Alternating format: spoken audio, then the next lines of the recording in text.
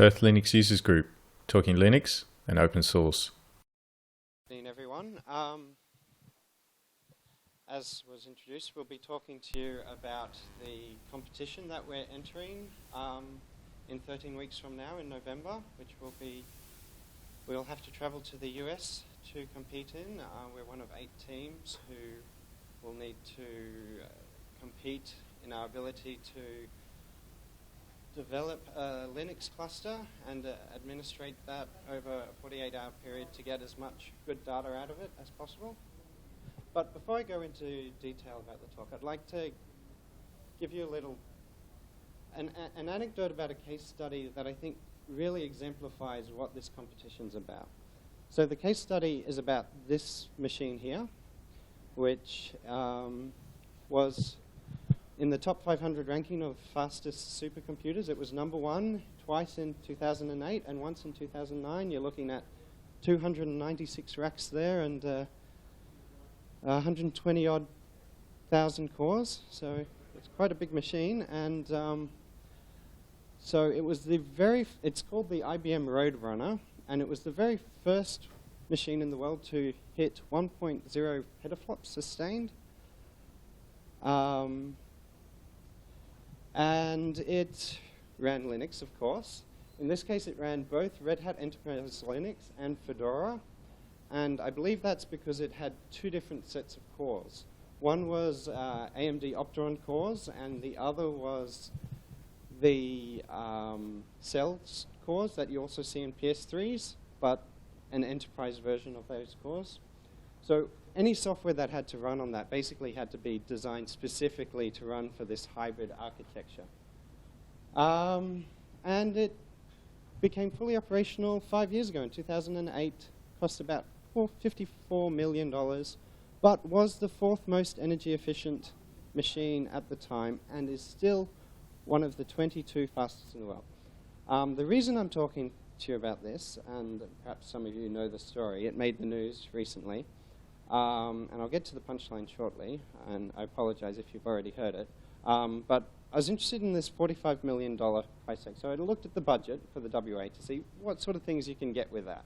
And I found that in last year's budget, we assigned 32 Australian for this high-tech facility built from scratch on top of a waste dump, basically. It's the West Australian Institute of Sport High-Performance Service Centre for athletes to prepare for the 2016 Olympic Games in Rio. So you've got a room in there 10 meters tall so people can do pole vaulting indoors.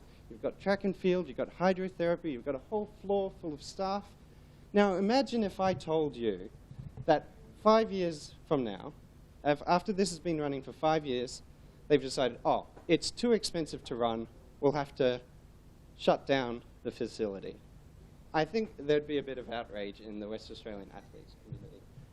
And that's exactly what happened with that IBM Roadrunner machine. It's been running for 5 years, and the US Nuclear Administration, which runs it, have said it's too costly to run, so we're shutting it down. And so I was reading internet articles about this, and of course, with the internet, everyone often is quite outraged about things, and there's a bit of outrage about this. And one person said they should rate supercomputers by petaflops per kilowatts. That is the real efficiency and the ranking that means the most.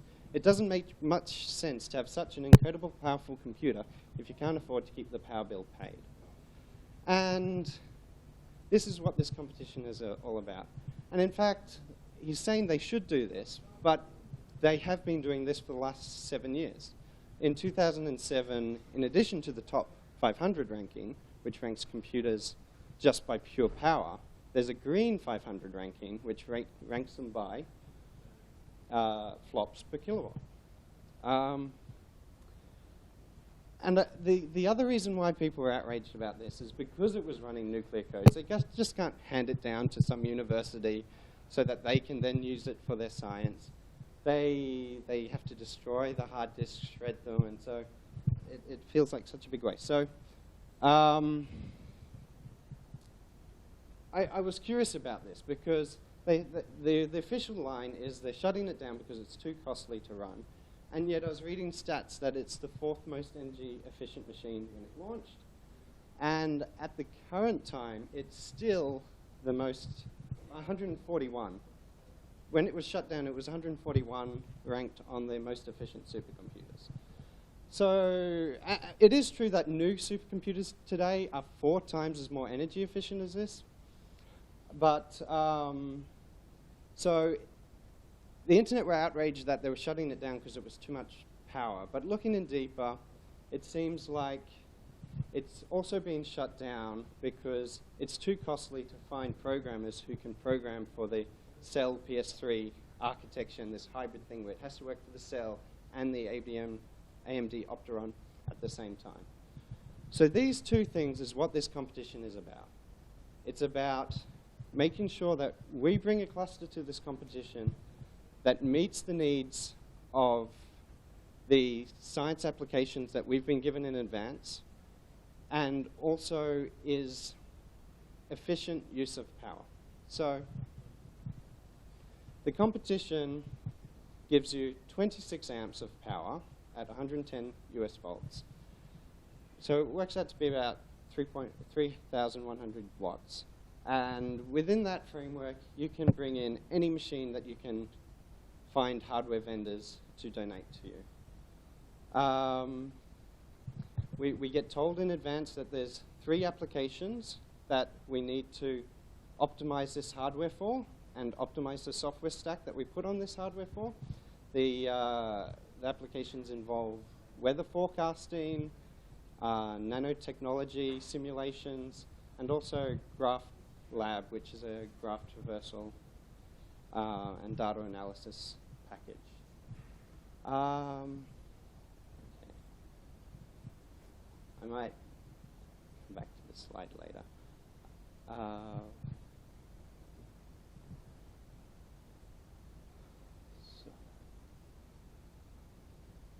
So that's the framework of what this talk today is about. Here's an outline of who will be speaking and the different subject matters. So I'll just give you a tiny bit more about the student cluster competition.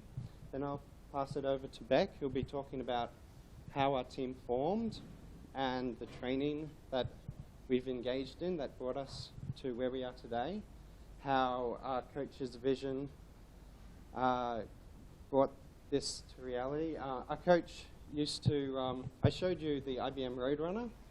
It used to be #1. When it got knocked down to #2, it got replaced by a machine called Jaguar, which has now been upgraded to Titan, and Titan now has been knocked down to the #2 place. But this machine came out from Oak Ridge National Laboratories in the US, and our coach, Rebecca, used to work for Oak Ridge. She used to have tasks related to that machine, and now she's come here to Perth to work with our clusters here at iVEC at Perth. And one of her dreams was to form a team together to this competition in the US. There has never been an Australian team that has come across to the US to compete. And so Beck will talk a bit about how that dream became a reality. Next, Everett will talk about how we've gone analyzing the requirements of the competition, how we've analyzed the software and profiled it, and gone about selecting the hardware that we'll take to the competition. Next, we'll have a couple of students talking about the benchmarks and applications which will be tested against during the 48-hour competition. One is just a high-performance Linpack application, which is pure flops. Pure flops isn't that meaningful for real data analysis in scientific open source applications. So it's possible to bring a machine that has a really great flop score for HP Linpack, but doesn't do so well in the other applications. So GraphLab is the data analysis graph traversal software I mentioned before. Nemo 5 is the nanotech, and Worf is the weather forecasting software. We may have a demonstration, if we have time, of some of the profiling we do of the software. And finally, our coach will talk about a bit more about iVEC here in Perth and what what sort of people they employ and what sort of jobs there. I don't know, maybe the idea for some people listening today of doing system administration for tens of thousands of cores on a cluster might be interesting to you. So Rebecca will talk about what sort of opportunities are available at iVEC, and we'll have some questions at the end. So just a little bit about the origins of the cluster competition. It did start in 2007, interestingly enough, at the Supercomputing Conference 2007, which is run by the ACM and IEEE. That was also the place where that Green 500 ranking was launched that I mentioned before, that ranked computers by flops per watt. I found that quite interesting, that both these things started at the same time at the same place.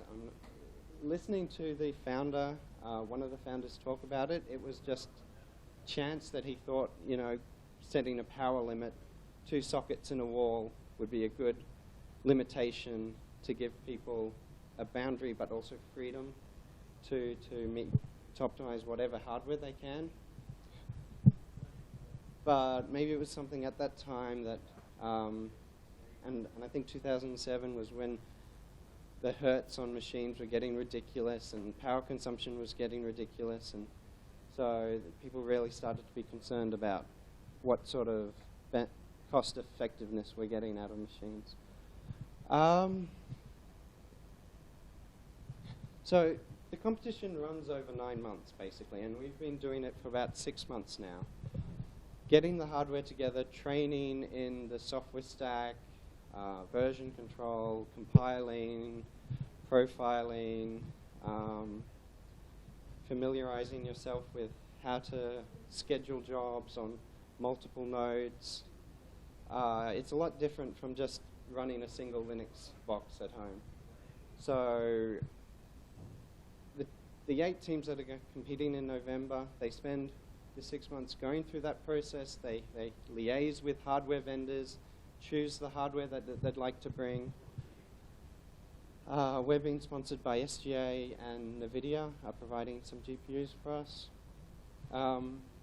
There are several competitions running. One's out of America, which is the one we're going. There's also one in Europe. And I'd just like to mention a few comments that this founder said about this competition, which I thought were quite interesting. So the big difference between this US competition, which started it, and the European competition that followed is the US competition is 48 hours, continuous, no breaks. So you've got 6 people on the team, and you've got to allot your time, so when some people are sleeping, some people are monitoring the jobs and scheduling things, and if something goes wrong, if there's a hardware failure, they're pulling out the hard disk drive and replacing it, and if it's using too much power, the alarm go off, and you have to put in the correct commands into your machine to drop that power, stop the job, so you can resume it later with less resources. And he described it when comparing it to the European competition, where people have to go home at 5 p.m. and it's just a day thing as this. And I thought it was quite interesting. So this is kind of what it looks like with the server there. So this is his quote.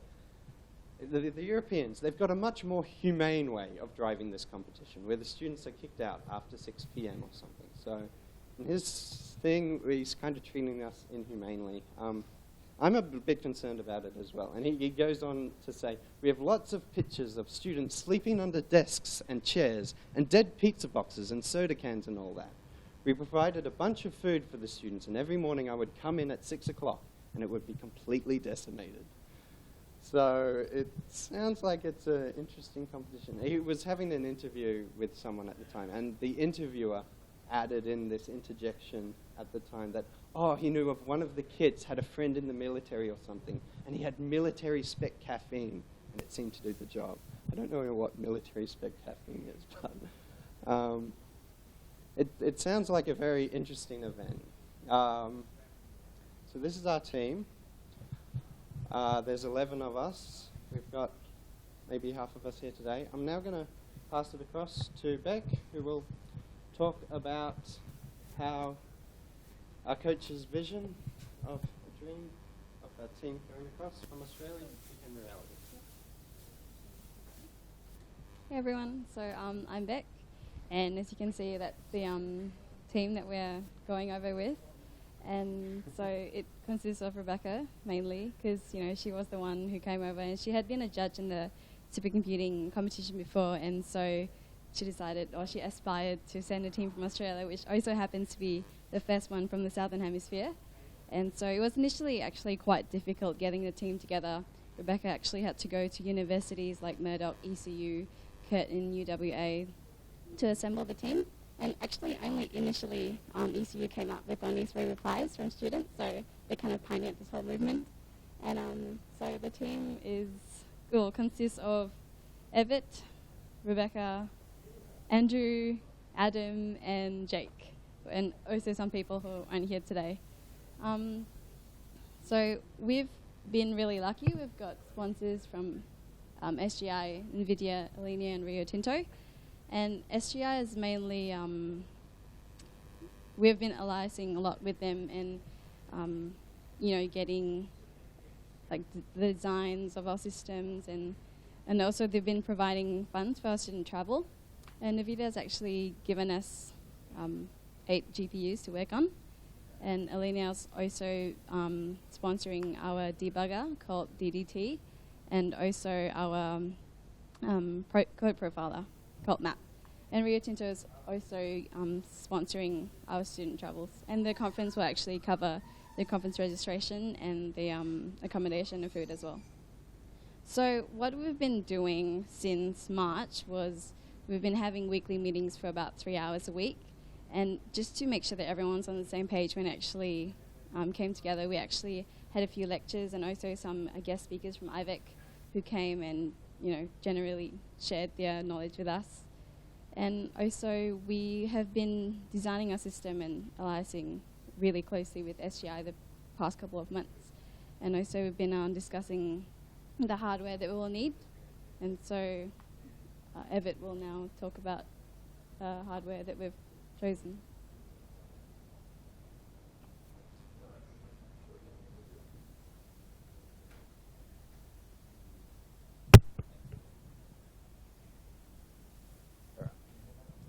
So hardware is obviously pretty critical to a computer. Bit of an understatement. I'm going to do a little thing here. I'm going to ask you what you would think of if you were designing a cluster for a competition where you had a power limit. What are some of the things you guys would take into consideration?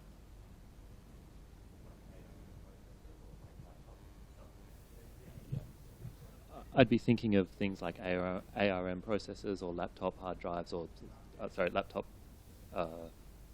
CPUs, or I suppose something that's designed to run on a battery. Anything else you can think of, like? Efficiency of power supplies. What else? I guess file system and stuff. So all those things, yeah, and yeah, efficient network switches, ones which don't waste power for when you're not actually transmitting stuff on particular ports and stuff like that.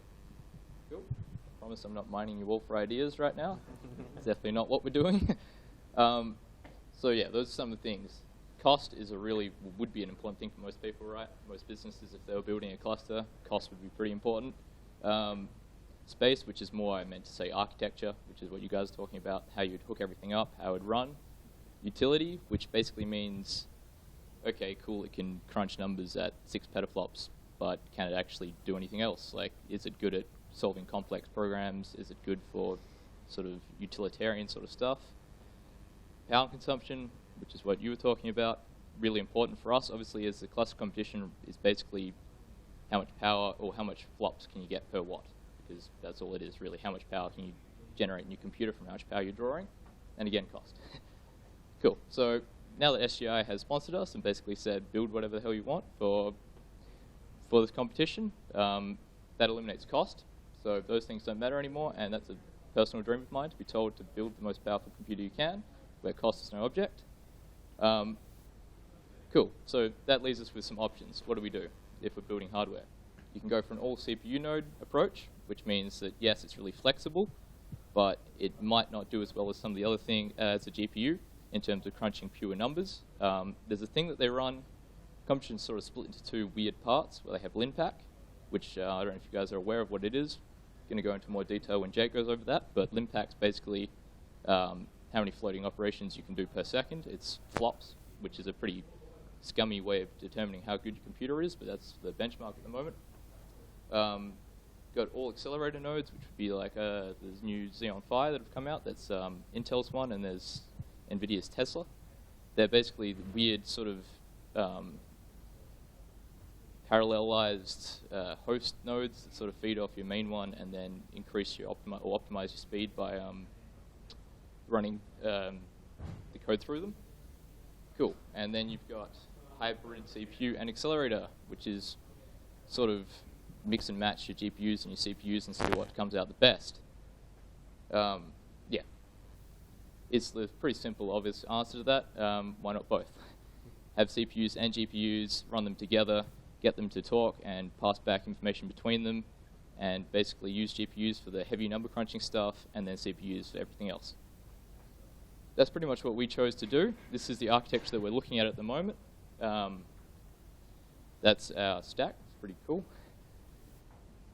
How we came to decide upon this is we sort of ran all the power consumption figures of each individual CPU and GPU that we thought of using into a very complicated piece of software called Microsoft Excel. Made a spreadsheet and sort of spat out what's the best power we can, or what's the best computing power we can get for minimal power consumption. So this is pretty much what's going to happen with the stack that we have. Cluster of GPUs and CPUs means A, we won't embarrass ourselves when running Linpack. If you didn't have any GPUs, you'd be looking at orders of magnitude less than the next team that had one GPU. So you would be doing pretty bad. It allows us to potentially accelerate our mystery app, which we have no idea what it is. It could be GPU friendly, it could not. The problem with GPUs is that not a lot of things are ported to run on them. So in a competition sort of scenario where you've got 48 hours to sort of port an entire piece of code onto a GPU and you don't even know what that code is, you don't really want to be chewing through your time, spending hours doing that when you could be potentially optimizing other things. And yeah, GPUs also allow us, because they get more grunt per watt they're using, they allow us to maximize our power and computing power. And I think Jake's now going to talk about Linpack.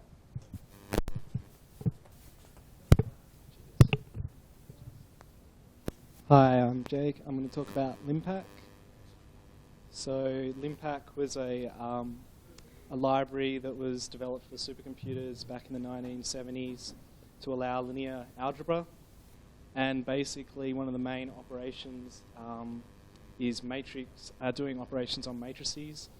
And when supercomputers got lots of memory, the problem sizes got really large and the calculation time got quite large as well. So to try and estimate how long a problem might take, they decided to release a benchmarking tool. So initially that was just a 100 by 100 matrix of floats, randomly generated, and then it did a series of matrix operations, timed it, and you get your flops. Then as time went on, computers got more powerful, you could specify the size, and you could work out from that how long your problem might take if you were to run it on your supercomputer. Then in 2000, they released HPL, which is High Performance Linpack, written in C, and it's optimized for parallel computing. So they took advantage of OpenMPI, which is the standard framework for distributed supercomputers, handles all the networking communication for you. BLAS is just a linear algebra library. And it's become the standard benchmark when you're talking about supercomputers. So when you're talking about flops, I've been talking about already, you're talking about your Linpack score, how many floating point operations per second you can do. But it's also pretty useful for stress testing. So when you first start, you want to run Linpack on it to get your score for your supercomputer, but you also do it to burn in your CPUs, Also for maintenance, if you've just fixed a node, you want to check that it's running optimally, you'll run Linpack on it. And that's one of the big issues is running Linpack now as well, because there's so many nodes on some supercomputers. Often you'll get hardware failure, so you have to run it multiple times before you actually get your floating point operations per second. Sometimes it takes days or weeks even with some of the larger supercomputers. Okay, so now we're in the new era. We've been talking about GPUs already. So in 2010, NVIDIA released like better support for GPUs and supercomputing. So they released the CUDA accelerated Linpack, which basically allows you to run Linpack on your GPU. But there's some disadvantages and advantages of this. The disadvantage is having separate memory between the GPU and the CPU, and so you've got to communicate between that, so that causes a bit of overhead there. And OpenMPI, which is I was talking about earlier, that's a CPU-only library. So when CUDA wants to call that, it has to talk to the CPU first and then call the command, so you get some latency there as well. Popularity has been gaining with GPUs now because of their efficiency. Originally that wasn't the case because they were only really designed for single precision. Now they're optimized for double precision as well, which is what Linpack uses. So they've become more efficient, which is why they're good with their flops per watt now. And it's become the standard in the student cluster competition, Linpack benchmark. So everyone's running CUDA HPL now. If you don't have a GPU, you pretty much get destroyed in the Linpack score. So here's a graph of the student cluster competition Linpack scores. It's in teraflops, and in 2007 was when the competition first started. You know, people probably weren't used to the competition maybe, but everyone was using CPUs back then. And about 2010, which is when they first started using GPUs, and it wasn't a big jump up, but like I said, that was sort of to do with double precision, and also probably, you know, the tools weren't there as well for debugging and optimizing that there are now. And as you'll notice, there's a score for 2013, which is 8 teraflops. That was actually taken from the European competition in June. So, you know, when we do our competition in November, the new Intel chipsets will be out, so we could even possibly get up to maybe 10 teraflops, which is pretty awesome as well. So some things to note when it comes to Linpack. When it was first released, it was really designed for vector processors, which are really good at mathematical operations and whatnot. Then, you know, modern CPUs came around, scalar systems, x86, and now we're sort of going back to vector when it comes to GPUs as well. So it's quite interesting. And even though Linpack's used to rank the top 500 supercomputers, it doesn't push memory, it doesn't push network, it doesn't push the hard disk read-write times. So you could have the best Linpack score and then have a really terrible performance on an application. So for example, it's even worse now with hybrid systems. When, if you really want to, you could buy really low voltage CPUs, buy a ton of top-end GPUs, get the best Linpack performance per watt, and everything, and then when you run a single word application, you'll get really slow performance because it's all on the CPU and not the GPU. Now I'm going to hand you over to Andrew, who's going to talk about GraphLab.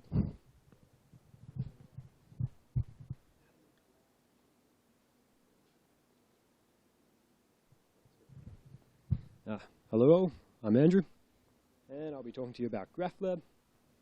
GraphLab is just a large collection of graph-based applications, probably more accurately referred to as a toolkit. And yeah, and it's divided into 6 main sections.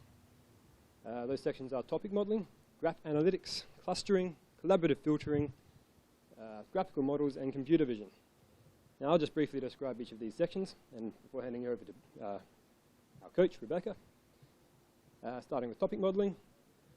Now topic modeling, it basically finds groups of documents that contain similar topics within them.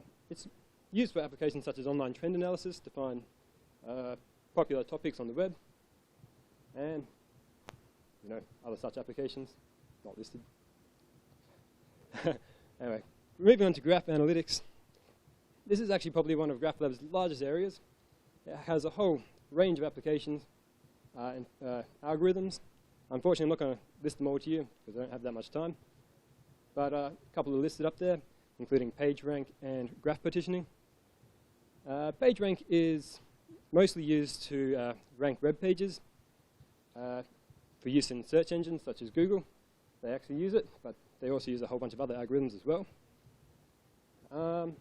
And graph partitioning, well, it partitions graphs.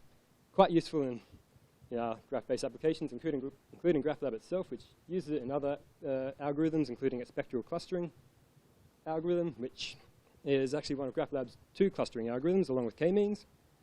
And so I'll just really, really quickly discuss clustering, because it's really quite basic. It's just a very common data mining technique, and it groups data together that share similar attributes. It's good for sorting through large unorganized data sets. Anyway, collaborative filtering is another section of GraphLab and is quite commonly used in recommender systems to predict people's interests, such as movies, books, and TV shows. It's used a lot by companies such as Facebook to target their advertising to particular audiences. Graphical Models is a rather short section of GraphLab, but it's quite interesting. It contains several prediction models for a whole range of applications, one such being image reconstruction, which we've got an example up there.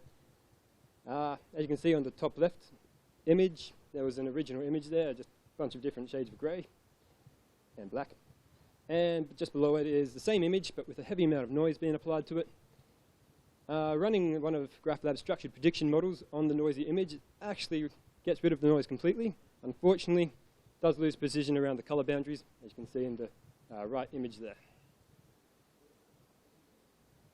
Now that brings me to the last section of GraphLab, which is, well, just contains a single function really, and that is image stitching, which is just used to stitch together like panoramic images. I'm sure you all know what they are. A group of individual images stitched together to make a big one.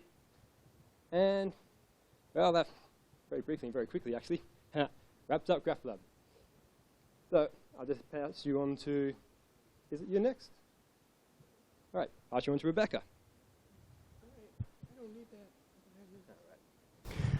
All right, so I'm pinch hitting today for Nemo 5. Our Nemo 5 person couldn't be here, but he did make these really nifty slides for us, so I'll tell you about Nemo 5. So Nemo 5 stands for Nano Electronics Modeling Tools, Part 5, or Number 5, I guess.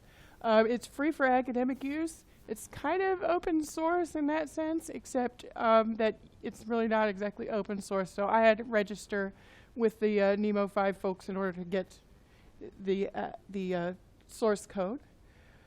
It's been, they've been working on it for over 15 years. It's developed by a group at Purdue University in the United States. The purpose of Nemo 5 is to model at the atomic scale. So it simulates nanostructure particles, nanostructure properties such as strain relaxation, phonon modes, electronic structure, and self-consistent Schrödinger-Poisson calculations, and quantum transport.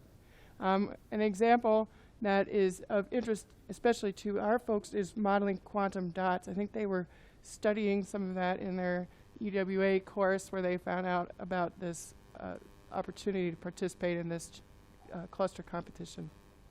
So Nemo 5 is really, it's a collection of modeling tools, and in a sense what happens is that you design your own inputs with either the aid of an inbuilt scripting language or you use Python, and then you select the geometry, the physical conditions, and the solver routines that you want to use.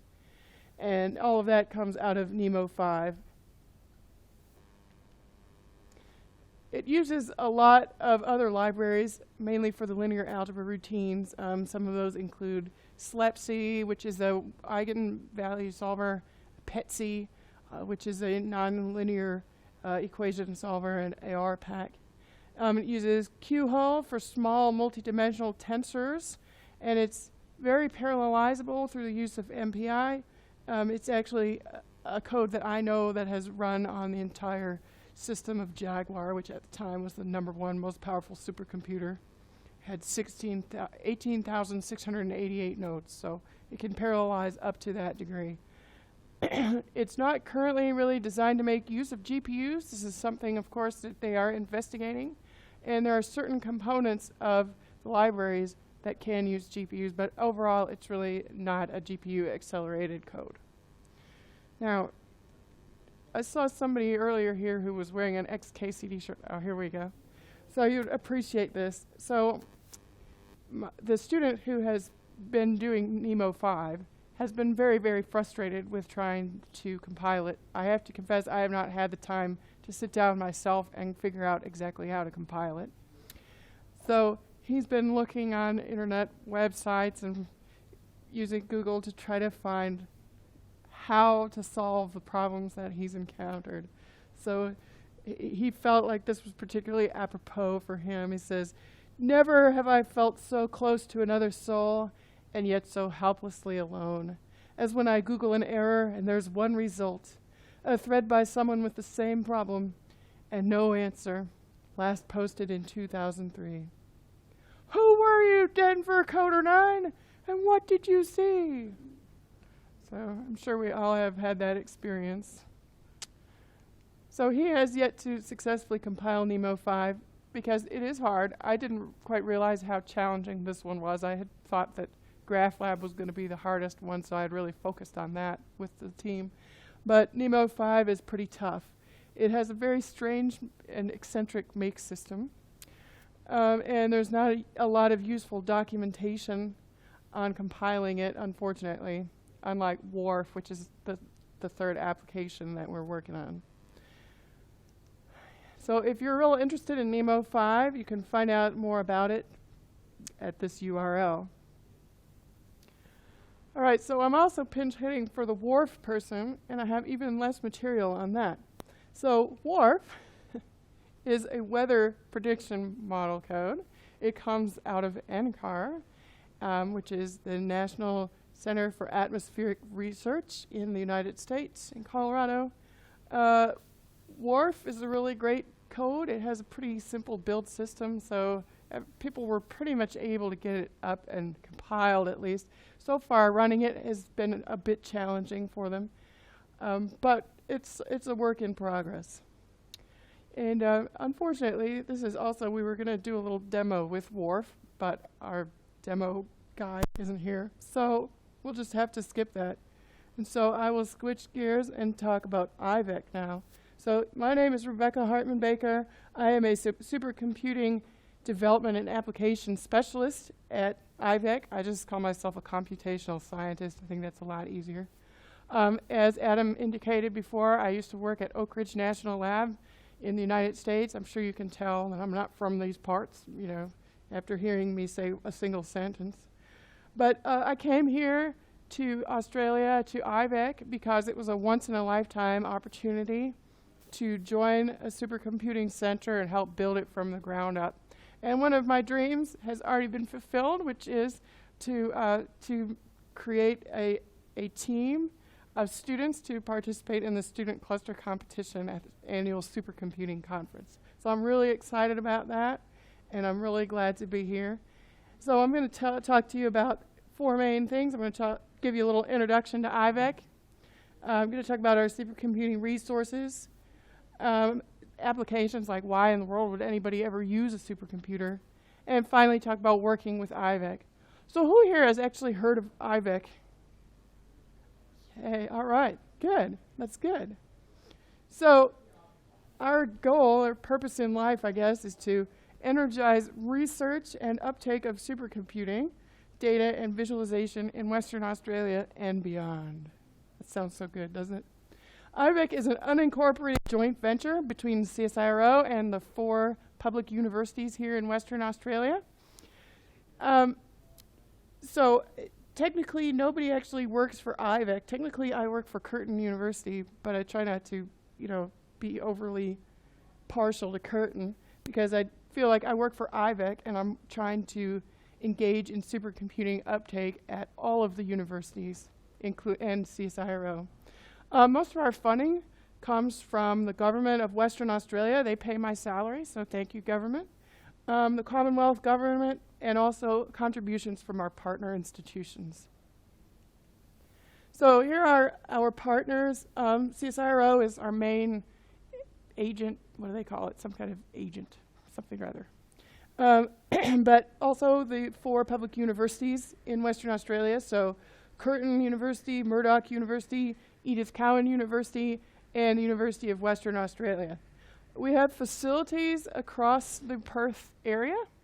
So at CSIRO ARC, that's kind of our HQ here, and that's where we have our PAWSI Center, which is where our big supercomputer is coming in.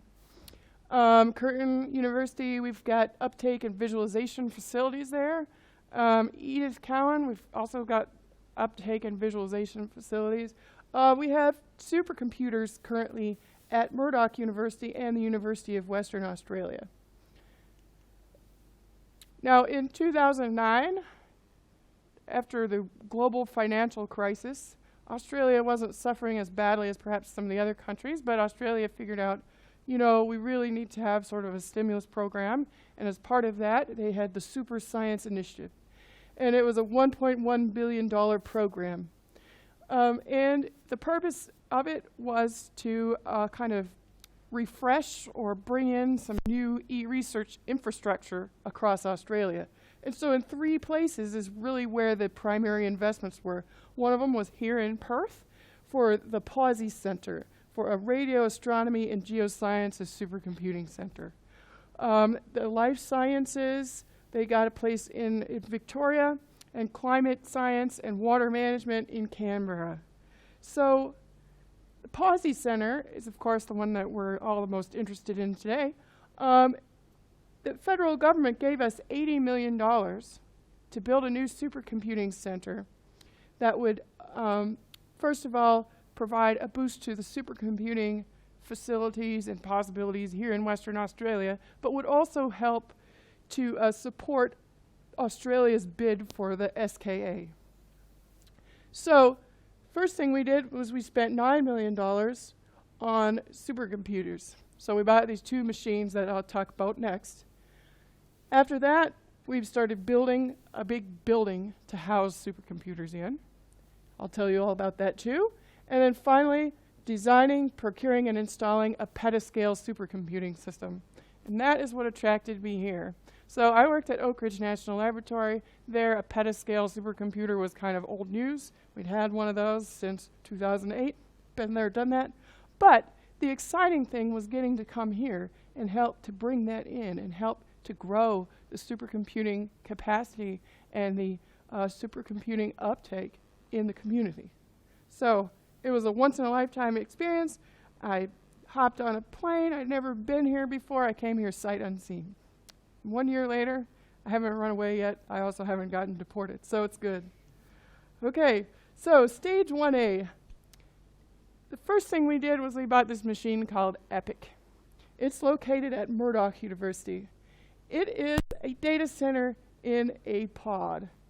Okay, so it's like a trailer with a supercomputer in it, which I think is pretty awesome. This is like the thing I saw on my second day here. I thought that was like the coolest thing on wheels. So it's actually not on wheels though. But anyway, so it's a supercomputer in a pod. It's at Murdoch. You can see it. This is a reflection of a car. That's not an actual car, so it's not actually that big. It's regular building size. So iVEC is a really great machine. It debuted at number 88 on the top 500 when it first came out. So the 88th fastest supercomputer in the world was here in Western Australia. It has 9,600 cores on 800 nodes, 12 cores per node, 24 gigabytes of memory per node, and QDR IB connectivity between nodes. Great machine. The next year, we brought in Fornax. Fornax is named after a constellation. It is a GPU cluster. So it has 96 nodes. Each node has 1 CPU and 1 GPU on it. And this was we kind of brought this in as a Pathfinder machine. because, you know, GPUs are all the rage, but what we wanted to see was whether people are actually going to use a machine like this and how hard it is, or easy, hopefully, but hard, it is to get codes up and running and working on this type of a machine. So, as I said, we built this building, the Pawsey Center. We just got occupancy of it in April, so pretty recently. It's a really great building. It has a big supercomputing room that I think is, I think it's like half a hectare or something. I'm trying to be metric here. I think it's half a hectare. Anyway, one really innovative thing that we did do in this building was we're using groundwater cooling to cool our supercomputers. Okay? I mean, because you know supercomputers get really hot. I mean, if you've ever put a laptop on your lap, you know you can get burned from that. Well, a supercomputer consists of, you know, 1,000 nodes of laptops, right? All in one tiny space. So it's going to get really hot. So you have to have a really good cooling system. And so here we have this. There's the Molaloo Aquifer, which has a temperature of 21 degrees.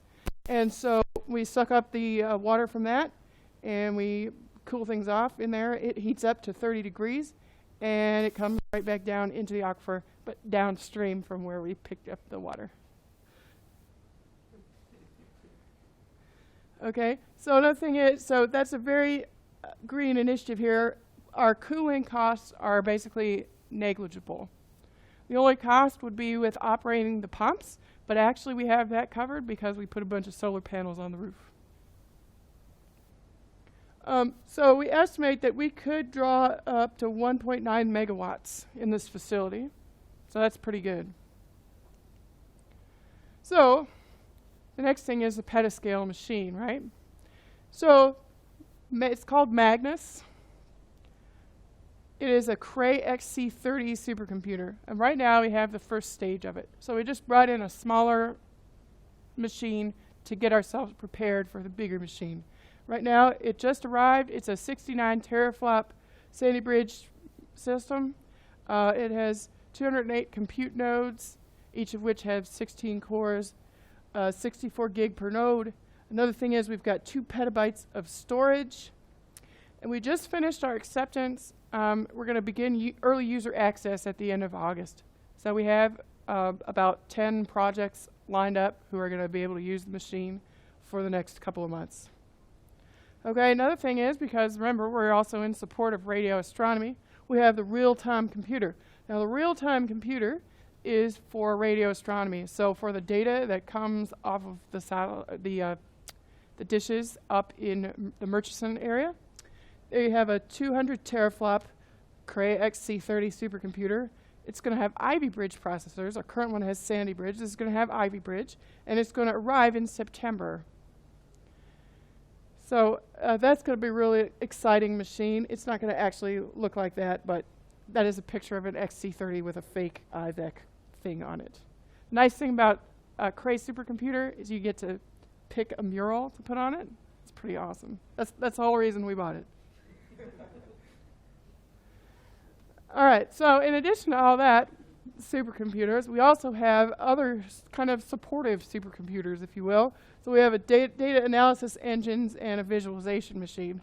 So we have a 6 terabyte shared memory SGI UV2000 for visualization. And then we have 34 SGI rackable servers. And so this is how we really got into contact with SGI about sponsoring our team. So it's pretty exciting. They have some pretty awesome kit out there. Finally, we also have some high performance storage. So we're going to have 3 petabytes of Lustre Synexion storage. Synexion is just kind of Cray's branding of a Lustre storage. We're going to have 6 petabytes of disk by the end. It's going to be a pretty awesome thing. Also, we have archives, which are not so high performance storage. So we have a huge tape library. I don't know if you all have ever seen tape libraries. They're pretty cool, though. They've got the robot that goes in, grabs the tapes, and reads them. That's pretty neat. I really like those things.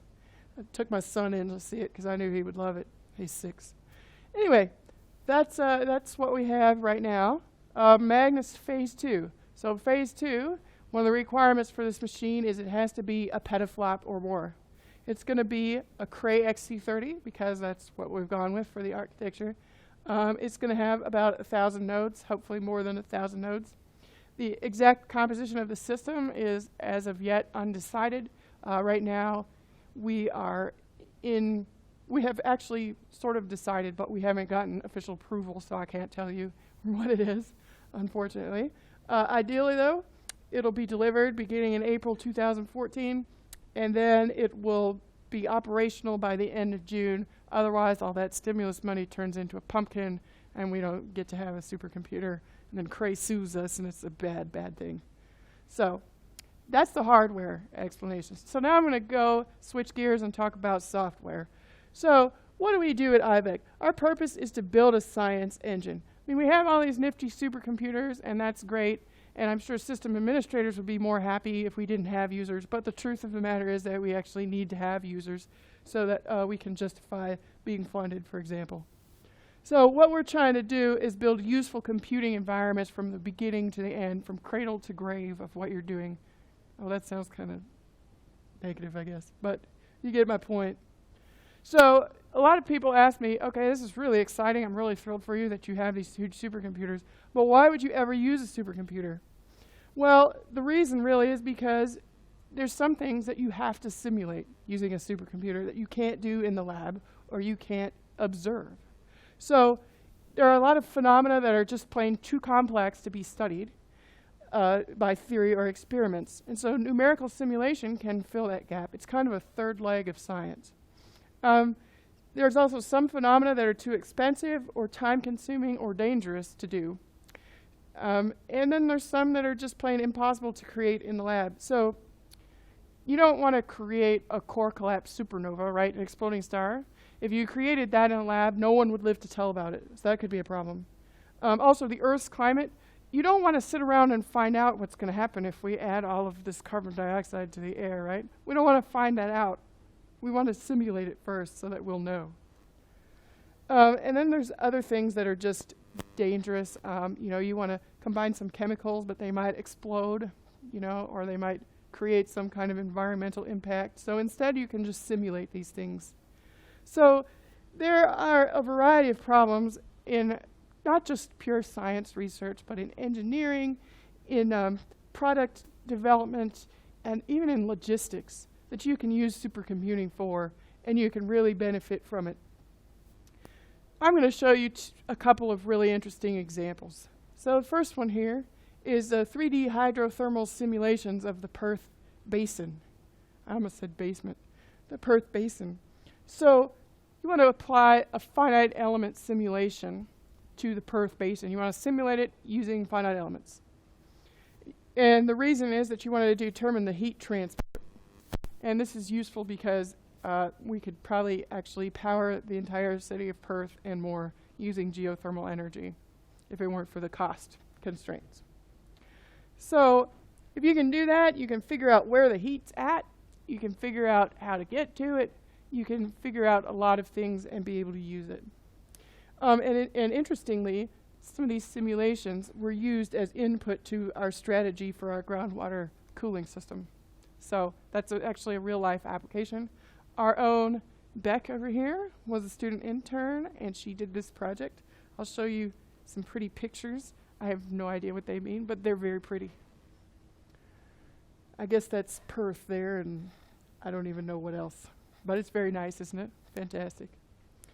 All right. So another thing I was telling you about was core collapse supernovae. Now this is something that we did at Oak Ridge a lot. We worked on a lot of astrophysics applications because they're very interesting and they have a lot to do with energy.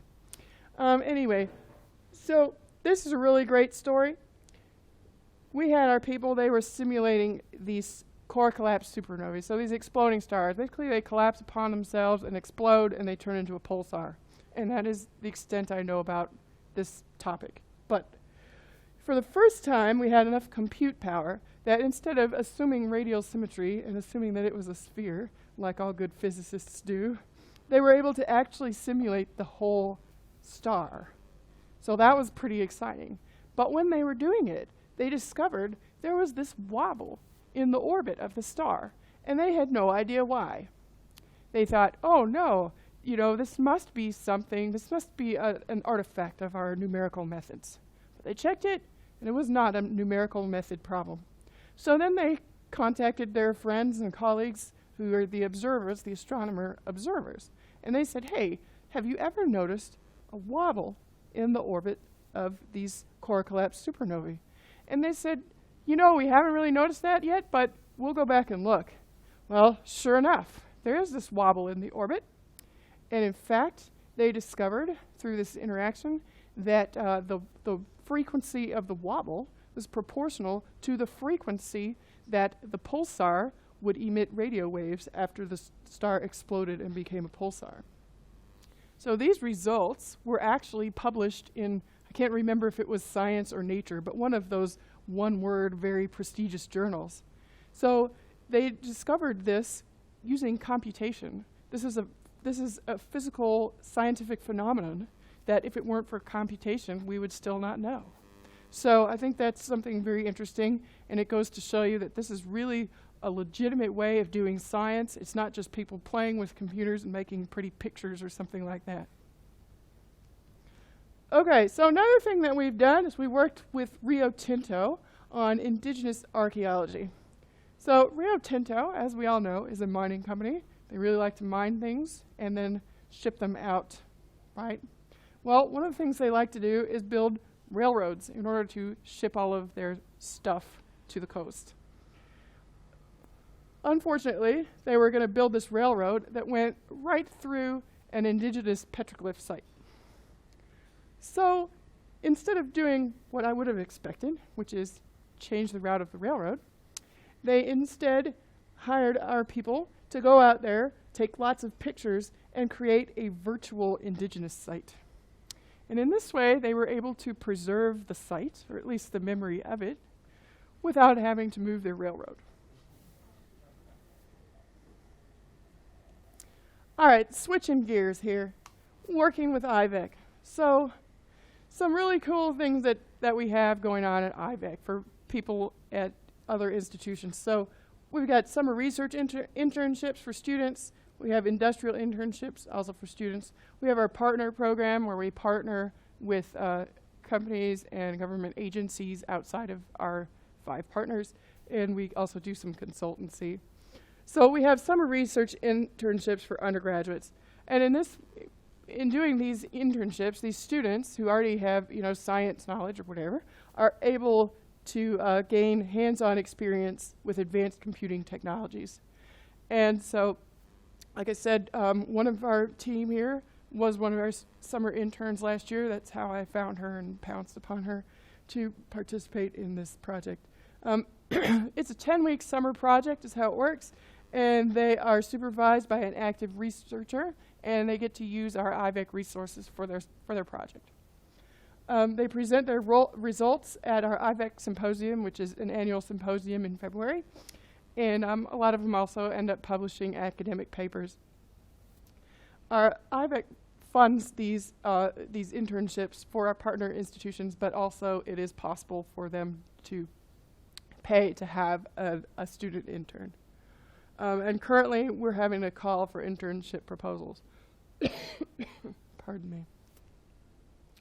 Another thing is, this is a fairly new program that we have. We have industrial internships. So we have workplace integrated learning. This is a collaboration between us and the Australian Computer Society, and it's co-funded by industry. And so basically, it's kind of almost the same as our summer internship program, except that the students are placed in a company, and they have an academic supervisor, and they have access to our iVEC facilities. And the projects last anywhere from 8 weeks to 18 months. So this is a really good way to get in on the action. A lot of companies try to use this to see, well, maybe is supercomputing good for my company or not?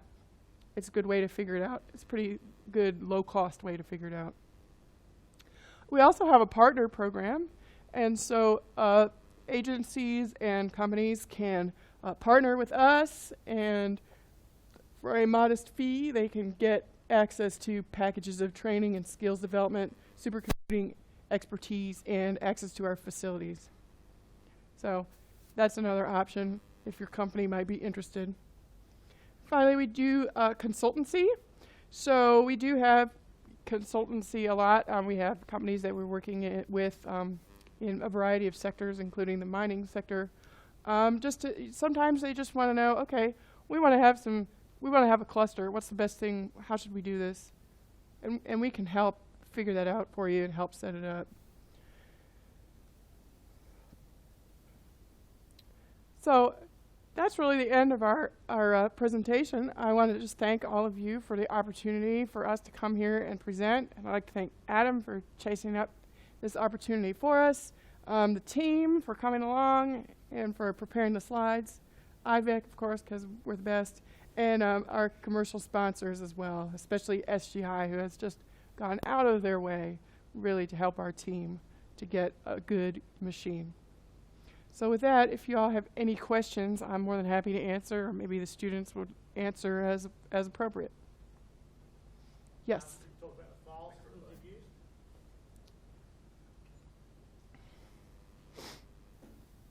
So the question, what file system we'll be using? Yep. It looks like we'll be using the distributed, which is pretty standard on the iVEC machines.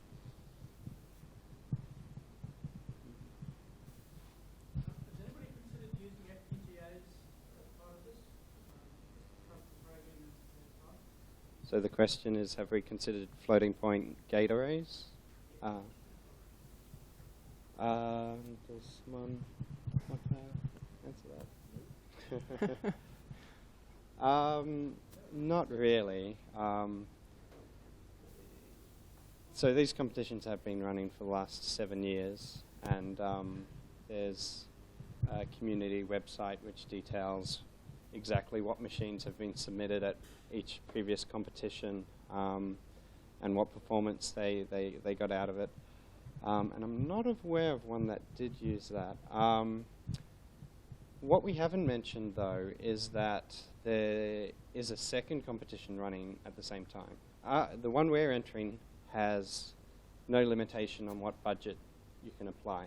This second competition is, okay, you've still got the 26 amp limit, but you've in addition got only $1,500 US. And I think someone mentioned earlier considering ARM chips. And so I imagine many of the people who will be entering this one will be looking at these low-cost solutions such as ARM. And I don't think this second competition has been running too long, so there's not a lot of data out as to what machines people have submitted. So we might see something like that in that category. Any other questions? What kind of limitations are you looking at on some of your performance benchmarks? Like obviously your Linpack is going to be your blocks. I mentioned the GraphLab would be like patience, I imagine. But what other kind of limitations will your programs be for? So that's a really good question. I can answer that. Oh, okay. Yeah, I'm sorry. So the question is, what kinds of limitations are we going to be facing? Like, for example, with Linpack, we're going to be facing a limitation based on our flops, you know, how well our CPU or GPUs can produce flops. So for something like GraphLab, you're right, it is definitely not a flop-intensive thing. So typically, in my experience as a computational scientist, the vast majority of applications, you don't run into any problems with flops limiting your performance. The place where you really run into problems is memory. So it could be memory, just how much memory you have. It could be memory bandwidth. And most applications that run on a really big supercomputer are actually there for the memory. They're not actually there for the flops. So yeah, so that's part of what we've been doing actually, is profiling our codes using a linear map to just find out what's going on, you know. So how much memory are they using? What kind of memory bandwidth? What kind of communications are going on? So communication can also be another issue. If you have a relatively small problem that you're running on a relatively large number of processors, you can run into a problem where you're spending all your time communicating. So those are the three main bottlenecks. How reliable is this stuff? So many cores, what's the sort of failure rate? How reliable? Okay, how reliable is our cluster? Yeah. Or, okay. Well, hopefully with a cluster, it's relatively small. So back here we didn't present it, but we have kind of an idea of the size of our machine. Way, way, way, way back here, of course. So our machine is going to have 8 nodes. Oh, there we are. Okay, so our machine has 8 nodes. We're comparing to Rygen, which is currently the largest machine in Australia. Just came out about 2 weeks ago. They had an unveiling of it. So our cluster is going to have 8 nodes. Now, on your average computer, your mean time to failure is a couple of years. So now we have 8 computers effectively here. So I'd say we don't really have to worry that much about failure. We will have some spare hardware just in case, of course. It's better safe than sorry. But surprisingly, you'd be surprised at how well these machines actually hold up, even the really big ones. So I mean, on Jaguar, which had 18,688 nodes, we would have a node go down once every couple of days, whereas the predictions would tell you you'd have one node go down every couple of hours. So really, it's pretty amazing how resilient these machines can get.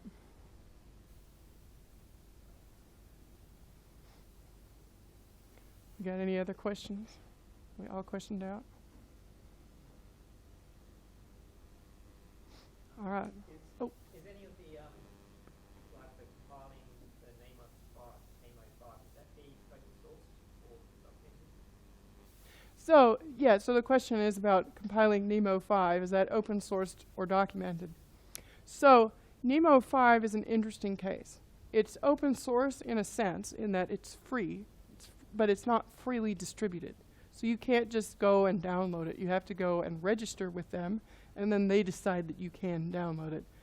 Of course, I didn't get rejected from it or anything. It was a pretty quick process. But just the same, it's not as open source as some of these other things like GraphLab. You can just freely download it. And Worf, same thing. You just freely download it. So because of that, there's just not as much information out there on it. They do have some private forums where you can look for this information. But I suspect that most of the problems that our student was running into here are not Nemo 5 specific. They're probably just compilation specific. So my goal this week actually is to get Nemo 5 compiled, see what I can do. Yeah. I wonder about how are we going about engaging corporates and probably other government agencies around starting to use this sort of technology? Because I mean, Rio Tinto example is a good one where you probably don't need a supercomputer to stitch together photos. They can save millions on not moving a railway line. But yes, and more broadly, how are you engaging those other stakeholders so it's not pure research but looking at commercial applications?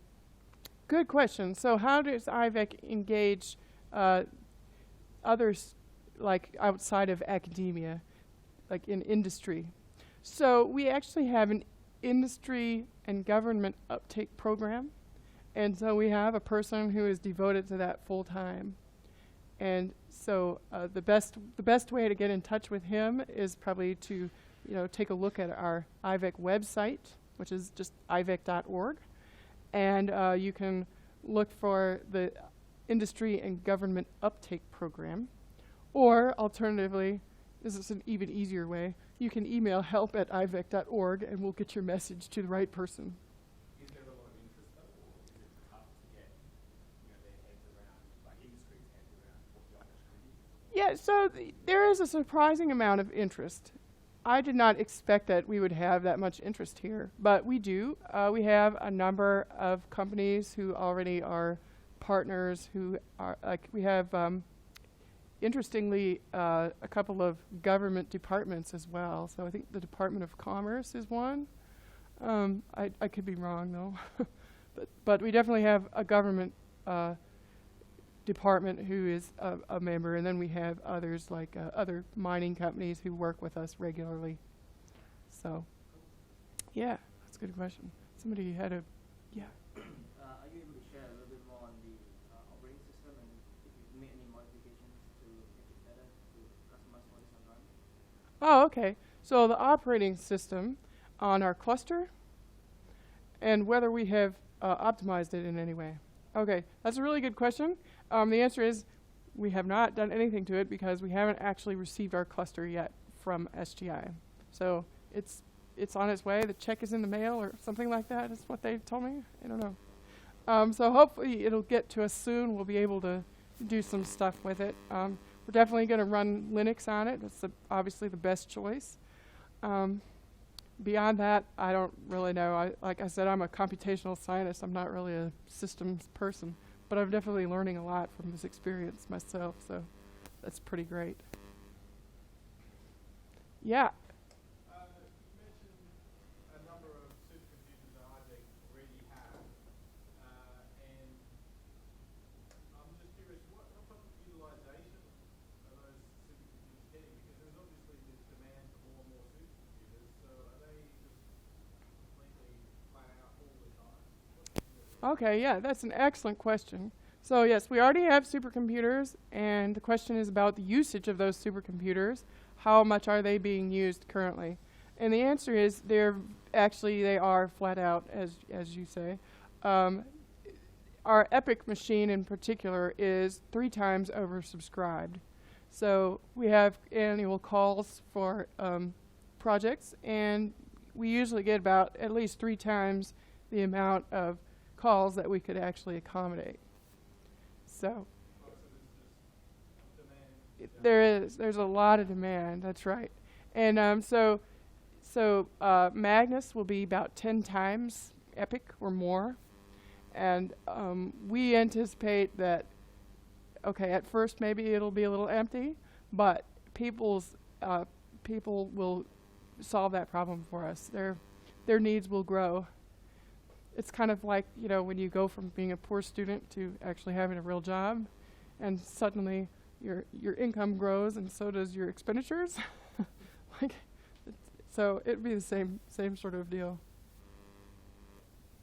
Is most of that demand coming from academia, or is it coming from sort of your industry partners and some of the other outreach stuff that you're doing? Mm-hmm. So the vast majority of the demand on the system comes from our academic partners. We participate in the national allocation scheme, so we do get some people from universities across Australia.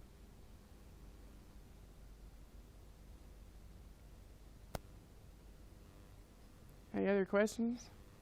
We got it all covered. We answered everything. That's great. Well, thank you guys so much for inviting us. Thank you.